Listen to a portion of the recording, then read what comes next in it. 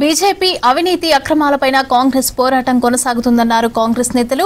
పార్టీలకు అతీతంగా అంతా ఒక్కటై బీసీ హక్కులు సాధించుకోవాలని అన్నారు.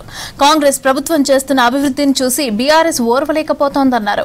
బీసీ బిల్లుపై తెలంగాణ బీజేపీ నేతల తీరు సరైంది కాదని ఫైర్ అయ్యారు.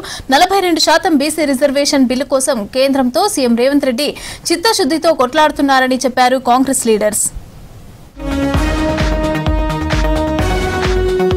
బీహార్ ఓటరు లిస్టుల సవరణలో భారీగా అక్రమాలు జరుగుతున్నాయన్నారు ఎంపీ గడ్డం వంశీకృష్ణ. బీజేపీ, జేడీయూ వ్యతిరేక ఓట్లను అన్యాయంగా తొలగిస్తున్నారన్నారు. బీజేపీ అక్రమాలను ఎన్నికల సంఘం కప్పిపుచ్చుతోందని విమర్శించారు. పార్లమెంటులో ఎస్ఐఆర్పై చర్చించకుండా సభలు వాయిదా వేస్తున్నట్టు చెప్పారు. బీజేపీ అవినీతి అక్రమాలపైన కాంగ్రెస్ పోరాటం కొనసాగుతుందన్నారు ఎంపీ వంశీకృష్ణ. ఎస్ఐఆర్ ఇష్యూ ఏదైతే ఉందో, బీహార్లో ఏదైతే వాళ్ళు ప్రయత్నిస్తున్నారో ఎలక్షన్ కమిషన్ని వాడుకొని ఓటర్లని ఏదైతే స్క్రీనింగ్ చేస్తున్నారో, ఎలక్షన్ కాకుండా ముందే ఒక స్క్రీనింగ్ ప్రాసెస్ లెక్క చేసి వీళ్ళందరూ మన ఓటేస్తారు, వీళ్ళు మన ఓట్ బ్యాంక్ ఉన్నది, ఇక్కడ వీళ్ళని ఆథరైజ్ చేస్తాము, ఈ విషయం పైన, ఈ అంశం పైన ఖచ్చితంగా మేము పోరాడతాము. ప్రజల ఏదైతే ఒపీనియన్స్ ఉన్నాయో, వాళ్ళ హక్కులు ఏదైతే ఉన్నాయో దాన్ని పార్లమెంట్లో వినిపించి కరెక్ట్ డెసిషన్ తీసుకునేలాగా మేము పనిచేస్తామని చెప్పి మరొకసారి ఈ రోజు ధర్నాకి దిగాము. రాష్ట్రంలో బీసీలు వారి హక్కులను, రిజర్వేషన్లను పొందడానికి ఇదే సరైన సమయమన్నారు ఎంపీ మల్లు రవి. ఇప్పుడు అసలైన బీసీ ఉద్యమం మొదలైందన్నారు. పార్టీలకు అతీతంగా అంతా ఒక్కటై బీసీ హక్కులు సాధించుకోవాలన్నారు. రాహుల్ సూచనతో కులగణన చేపట్టి బీసీ బిల్లును కేంద్రానికి పంపామన్నారు మల్లు రవి. దేశంలో వచ్చినప్పుడే ఆర్థిక న్యాయం జరుగుతుందనే విషయాన్ని 75 సంవత్సరాల తర్వాత ప్రజల్లో వచ్చినటువంటి చైతన్యం వల్ల, ఉద్యమ స్ఫూర్తి వల్ల ఇవాళ రాహుల్ గాంధీ గారు దీన్ని గుర్తించి దీనికి క్యాచ్ సెన్షన్ చేయాలా, దాని ప్రకారం వారికి ఉద్యోగాల్లో అవకాశం ఇవ్వాలా, రాజకీయాల్లో అవకాశం ఇవ్వాలా, చదువులో అవకాశం ఇవ్వాలనే ఆలోచనని చేస్తున్నారనే విషయాన్ని మీ దృష్టికి తీసుకొని వస్తూ, గత ప్రభుత్వ 10 ఏళ్ల పాలనలో ఒక్క రేషన్ కార్డు రాలేదన్నారు ఎమ్మెల్యే కోమటిరెడ్డి రాజగోపాల్ రెడ్డి. కాంగ్రెస్ ప్రభుత్వం పేదలకు పథకాలు అందిస్తుంటే బీఆర్ఎస్ ఓర్వలేకపోతోందన్నారు. నల్గొండ జిల్లా మునుగోడు క్యాంపు కార్యాలయంలో ఎమ్మెల్సీ నెల్లికంటి సత్యంతో కలిసి లబ్ధిదారులకు కొత్త రేషన్ కార్డులు పంపిణీ చేశారు రాజగోపాల్ రెడ్డి.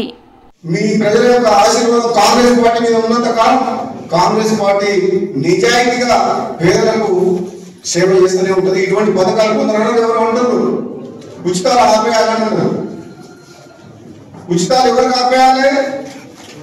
అన్నంలో చేతికి ప్రజా ధనం పోకూడదు. మనం 10 మందికి అన్నం పెట్టే స్థితిలో ఉన్నప్పుడు మనం చేయిదా అనుకోవద్దు. భగవంతుని ఎప్పుడు కూడా మన చెయ్యి ఇట్లా ఉండాలని మొక్కుకోవాలి, కానీ భగవంతుడు ప్రార్థన అడుగుకునే స్థితిలో ఉండకూడదు. మనం 10 మందికి అన్నం పెట్టి 10 మందికి సాయం చేయాలి స్థితిలో మనం ఉండాలని భగవంతుడు కోరుకోవడం మన కాళ్ళ మీద కష్టం. కేసీఆర్ ఫ్యామిలీ అబద్ధాలు చెప్పడమే ఎజెండాగా పెట్టుకుందన్నారు ఎమ్మెల్సీ అద్దంకి దయాకర్.